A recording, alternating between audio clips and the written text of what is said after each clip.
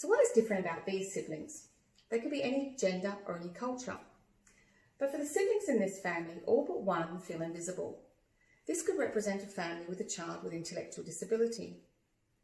Sibling relationships are the longest lasting family relationship, and the increased longevity of people with disabilities means that sibling relationships are more important than ever before.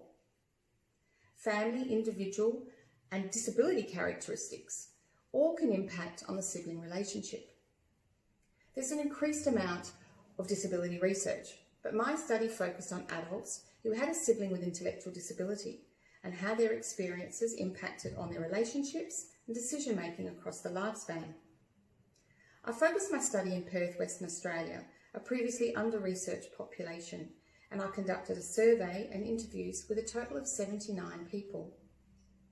People in this study said that when their sibling was born or diagnosed in the family with intellectual disability, there was a change in the family dynamics and that the focus was on the child with disability.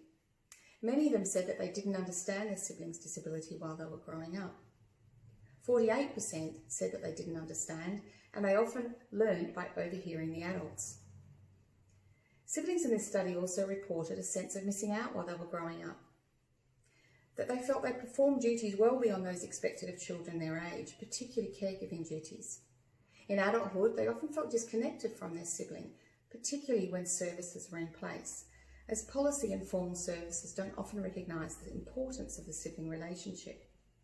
63% of the people in this study did expect to provide some formal care of support in the future. People in the study also reported that they connected growing up with a child with disability to their choice of career in a service or helping profession. 43% of participants in this study work in a service helping profession, and that's 4 times more than the general population, and many attributed this to their experiences while they were growing up. So I made recommendations that policy and services need to recognise the sibling relationship, and that family services and early intervention need to view families from a holistic point of view, involving siblings in decision making, particularly for the future. So I'd like to return to our siblings here and suggest that maybe we don't want them to feel invisible, and that we need to change that experiences for them, for all of our children in the future.